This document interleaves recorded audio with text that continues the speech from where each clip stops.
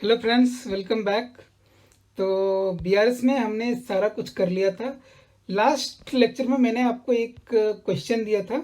ये नवंबर CA foundation 2019 में आई हुई क्वेश्चन थी, 10 मार्क्स की। इसको अटेम्प्ट करना था आपको। ठीक है। मैंने आपको कल जो लास्ट लेक्चर में सारी डिटेल भी समझाई थी कि किस हेड का मतलब क्या है। ठीक है। चलो आज मैं इसका सॉल्यूशन देखता हूँ। देखो, अगर आपसे बन गई है तो बहुत अच्छी बात है, नहीं बनी है तो हताश होने की जरूरत नहीं है। आप कोशिश कोशिश करते रहो, प्रैक्टिस करते रहो। एक एक क्वेश्चन में, इस क्वेश्चन में 1 घंटे लगाओ। ठीक है। आप सॉल्व करो, हर एक चीज सोच सोच के सॉल्व करो, हर एक ऑप्शन सोच सोच के सॉल्व करो। अगर एक बार अगर वो आपको जो कॉन्सेप्ट है वो आपके दिमाग में चली गई ना, तो आपसे कोई भी क्वेश्चन गलत सॉल्व नहीं होगा। ये चीजें आप ध्यान रखना। इसीलिए आपको बिल्कुल भी मायूस नहीं होना है। चलो मैं इसके एग्जांपल्स देता हूँ आपको। ठीक है। सबसे पहली बात, इसमें दो चीज़ें बोली थी बनाने के लिए, एक तो एडजस्टेड कैश बुक और दूसरा बैंक रिकन्सिलेशन। मैं समझ रहा हूँ कि ये आपने नोट कर लिया होगा। मैं मेरे पास स्क्रीनशॉट है, तो मैं इस क्वेश्चन पे दोबारा नहीं आऊँगा। नहीं नोट किया है तो वीडियो पॉज करके एक बार नोट कर लीजिए। ठीक है, चलूँ आगे। ओके। तो इसका सोल्यूशन हम चलते हैं। तो यहाँ क्या बोल रहे हैं, देखो हमें क्या बनानी है, एडजस्टेड कैश बुक। अच्छा चलो एक चीज़ मैं बताता हूँ। एडजस्टेड कैश बुक को ऐसे समझो कि अगर मान लो हमने ये सारी की सारी बीआरएस में डाल दी और हम अकाउंटेंट हैं, हमने ले गए अपने सेठ के पास, बोले कि सर ये देखो बैंक रिकन्सिलेशन स्टेटमेंट। वहाँ पे यहाँ पे आई मान लो टू कस्टमर, मतलब बिल रिसीवेबल की मैंने एंट्री नहीं करी थी, अब कर रहा हूँ। तो हमारे सेठ बोलेंगे ना, भैया ये तो तुम्हारी गलती है, तुमको इसलिए पकड़ देता हूँ। तो आप बोलोगे कि नहीं सर, ऐसा नहीं है, ये जो है हमारी गलती नहीं है। लेकिन सेठ क्या बोलेगा, नहीं नहीं, देखो ये सारी एंट्री नहीं करी थी, बैंक चार्जेस की एंट्री नहीं करी तुमने, किस लिए पैसे लेते हो। तब से बोला अच्छा ठीक है बेटा रुको, मैंने क्या किया, एडजस्टेड कैश बुक बना लिया। एडजस्टेड कैश बुक से हमने एक नया बैलेंस निकाल लिया। अब बोला, अब ये बैंक रिकन्सिलेशन बनाया। अब अच्छा एक चीज है, हम जब भी एडजस्टेड कैश बुक बनाते हैं तो उसमें जो बिजनेस की गलती है या एरर है उसको रिकॉर्ड करते हैं, बैंक की एरर नहीं। ठीक है। अब जो हमने बनाया, अब इसमें क्या आएगी, इसमें आइदर तो बैंक की गलती आएगी या फिर टाइमिंग डिफरेंस आएगी। फिर आप ले जाके अपने सेठ को बोलो, लो सर मैं तो पाक साफ हूँ बिल्कुल, मुझसे सीधा लड़का कोई है, देखो मैंने कोई गलती नहीं करी है, सारी गलती बैंक की है या फिर आपके टाइमिंग डिफरेंस की है।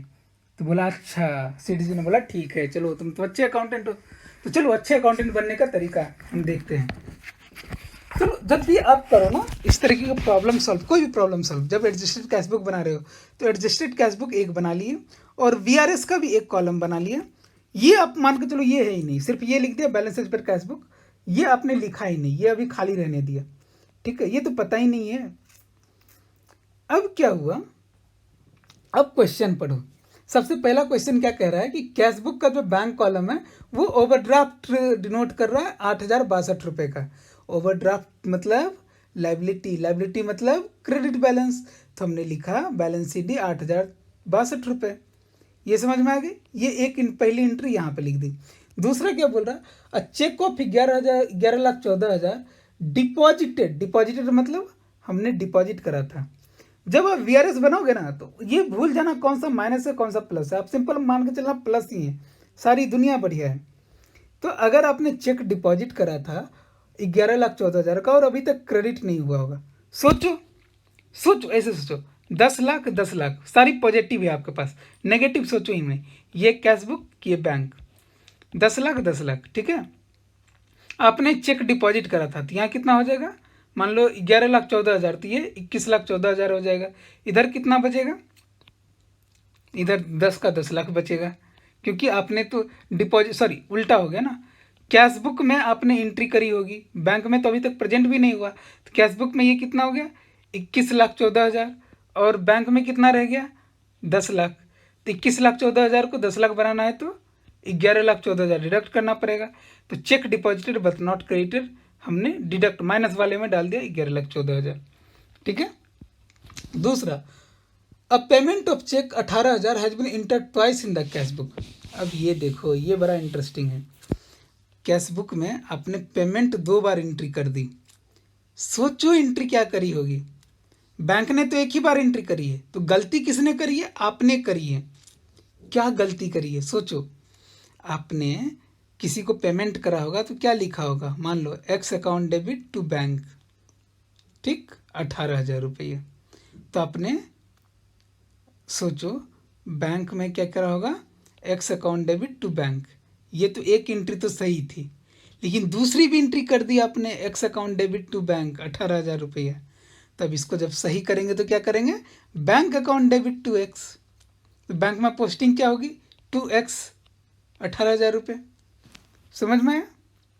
दूसरे तरीके से बैंक रिकन्सिलेशन से देखो, कैश बुक बैंक बुक, यहाँ 10,00,000 10,00,000, 18,000 रुपया इधर भी डाला था, एक्स्ट्रा हो गया ना, 18,000 रुपये एक्स्ट्रा आपने डाल दी ना, तो एक्स्ट्रा 18,000 रुपये एक्स्ट्रा पेमेंट दिखा दिया।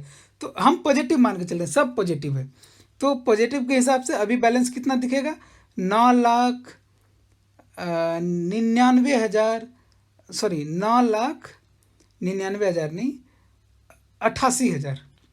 और बैंक में कितना दिखेगा? 10,00,000, है ना। तो हमें अभी अगर इसको मैं यहाँ पे नहीं लिख रहा होता एडजस्टेड कैश बुक में, अगर वीआरएस में लिख रहा होता तो इसको क्या कर रहा होता? यहाँ 8,88,000, यहाँ 10,00,000, तो इसमें 18,000 और ऐड कर रहा होता कैश बुक में। समझ में आ रहा है? नहीं आ रहा? आप रोक लो स्लाइड्स, वीडियो रोक लो, फिर से सुन लो और देखो मैं क्या बोल रहा हूँ, ठीक है। सिंस ये मैंने कैश का ये बनाया हुआ है, इसलिए मैंने जर्नल एंट्री बनाई थी कि हमने जो एक्स को जो पेमेंट करा वो 2 बार कर दिया, तो एक को हमने एक एंट्री को रिवर्स कर दी। X account debit to bank को हमने bank account debit to X कर दिया 18,000 रुपये। सो ये कलर की लेयर थी। तीसरी, on 29 September the bank credited an amount of 1,15,400 received from a customer but advice was not received by XYZ until 1 अक्टूबर। मतलब कुछ डायरेक्ट कस्टमर ने एंट्री मतलब जमा कर दिया 1,15,400 रुपया, लेकिन आपने कैश बुक में एंट्री ही नहीं करी उसकी, ठीक है। वो कब पता चला? जब बैंक स्टेटमेंट आया। तो अगर मान लो आपने एंट्री करनी होती तो क्या एंट्री कर रहे होते? बताओ आप ही। बैंक को डेबिट करते क्योंकि बैंक में पैसा आया है, टू कस्टमर अकाउंट, वही तो किया है। तो बैंक के लेजर में कैसे पोस्ट करोगे? To customer account 1,15,400। क्लियर है? आगे बढ़ो, ठीक है। Bank charges amounting to ₹280 has not been entered in the cash book. Bank charges 280 रुपये का वो बैंक के अकाउंट में तो लिखा हुआ है, लेकिन कैश बुक में आपने लिखा नहीं। तो एडजस्टेड कैश बुक में तो ठीक है भैया, नहीं लिखा तो लिख देंगे। एंट्री क्या बनाई होगी? Bank charges account debit to bank account, बराबर। कितना से? 280 रुपये से। तो बैंक के कॉलम में पोस्टिंग किधर आ जाएगी? बाय बैंक चार्जेज 280 रुपये, ठीक है। सिंपल ये अकाउंट्स का कॉन्सेप्ट, ठीक है। On 6 September 2018 the bank credited ₹30,000 in XYZ to XYZ in error. 6 सितंबर को 30,000 रुपया बैंक ने गलती से क्रेडिट कर दी। भैया एक चीज़ बताओ, यहाँ कैश है, यहाँ बैंक है, 10-10 लाख रुपया, ठीक ना। अब गलती से बैंक ने क्या की? 30,000 रुपया और क्रेडिट कर दी। हम फेवरेबल अगर मान के चलें, अगर हम फेवरेबल मान के चलें, बैलेंस फेवरेबल था मान के चलते हैं, तो अब कितनी बैलेंस दिख रही होगी? 10,30,000, है ना। और कैश में कितनी दिख रही होगी? 10 लाख। तो हम क्या करेंगे? इसमें भी ये 30,000 ऐड कर देंगे। तो हमने प्लस कॉलम में एरर बाय बैंक 30,000 रुपये ऐड कर दी। सिंपल है। अरे जब भी बीआरएस बनाने बैठो ना, भूल जाओ क्या नेगेटिव था क्या पॉजिटिव था, वो बाद में सोचा जाएगा। पहले आपको जो प्लस माइनस का जो कॉन्सेप्ट है वो अपना सीधा सा लगा, उसके बाद इसको जिस फॉर्मेट में करना होगा, वैसे भी आपको सीए में रफ करने के लिए थोड़ी सी जगह दी जाएगी, तो आप इसको मान लो इधर रफ कर रहे हो, बाकी इसको फॉर्मेट किसी भी फॉर्मेट में उतारना है उतार दो, कोई प्रॉब्लम नहीं है, ठीक है। और आप इसको सोच के देखना ना, अगर ओवरड्राफ्ट के हिसाब से सोच के देखोगे, जब इसको आप फॉर्मेट में लगाओगे ना, ओवरड्राफ्ट के हिसाब से भी सोचोगे तो ये बिल्कुल करेक्ट आएगा। उसके बाद देखो, cheque issue, sorry, bill of exchange of rupees 1,60,000 was discounted by XYZ with his bank. The bank bill was dishonored on 28 September. No entry made in the book of XYZ.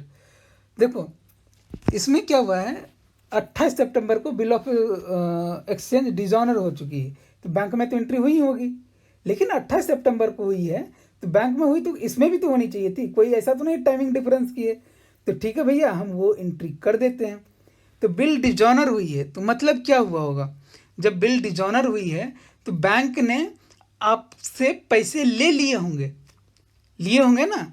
तो bill dishonoured मान लो x का हुआ है तो x को debit करोगे to bank account 1,60,000 रुपये, क्योंकि बैंक से पैसे आपके चले गए ना। बिल डिजॉनर का मतलब क्या हुआ, बैंक ने आपके बैंक अकाउंट से पैसे निकाल लिए अपना, वो तो बिल डिजॉनर रखेगा नहीं ना, वो तो क्लियर करेगा ना। तो निकाल लिए तो यही होगा ना, तो बैंक क्रेडिट हो जाएगी, ऊपर बिल डिजॉनर जितना है वो देखो बाय बिल डिजॉनर 1,60,000 रुपये। ठीक है। Similarly cheque issued up to 30 September total 13,46,000 जिसकी एंट्री नहीं हुई है। तो ये मैं कई बार समझा चुका हूँ, check issued but not presented for payment, ये 13,46,000 ये समझ में आ गई। ये कई बार मैं समझा भी चुका हूँ, इसको समझाने की भी जरूरत नहीं पड़ेगी मेरे ख्याल से। अब bill payable of 2 lakh has been paid by bank but not entered in the cash book. Bill payable अगर बैंक ने पे करी है तो बैंक का बैलेंस आपका कम होगा। अब फेवरेबल मान के सोचो, एंट्री बनाओ क्या, तो एंट्री क्या हुई होगी, एंट्री क्या होगी, bill payable account debit to bank account, bank ने आपको कैशबुक में एंट्री करनी होगी। तो बाय बिल पेबल 2 लाख की। सिमिलरली एक बिल रिसीवेबल थी 60,000 की जो कि डिस्काउंट कराई थी मतलब आपके बैंक में पैसे जमा हुए होंगे, बैंक ने डिस्काउंट करके आपके बैंक में पैसे जमा किए होंगे, आप उसकी एंट्री कैशबुक में नहीं करी। तो कैशबुक में क्या एंट्री करोगे, bank account debit to bill receivable, कितना से, क्यों 59,000 रुपये ही आएंगे ना, 1,000 तो चार्जेज है, तो 59,000 रुपये।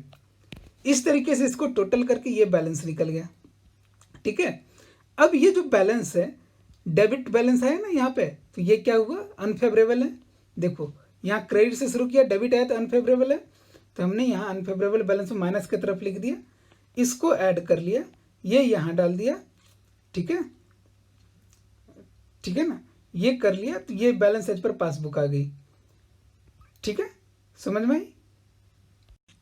देखो अगर इस दोनों को टोटल करोगे ना और उसमें से इसको घटाओगे तो ये अमाउंट निकलेगी यहाँ माइनस में, इसीलिए मैंने इधर लिख दिया है। आप कैसे भी कर सकते हो, आप इस दोनों को, जो मैंने आपको कॉन्सेप्ट बताया था उसके हिसाब से इसको छोड़ो, इस दोनों को जोड़ के यहाँ लिखो, यहाँ पे यही टोटल यहाँ पे लिखो और बाकी ये माइनस कर दो, तो ये माइनस में यहाँ पे आएगी, इसका मतलब ये फेवरेबल बैलेंस है।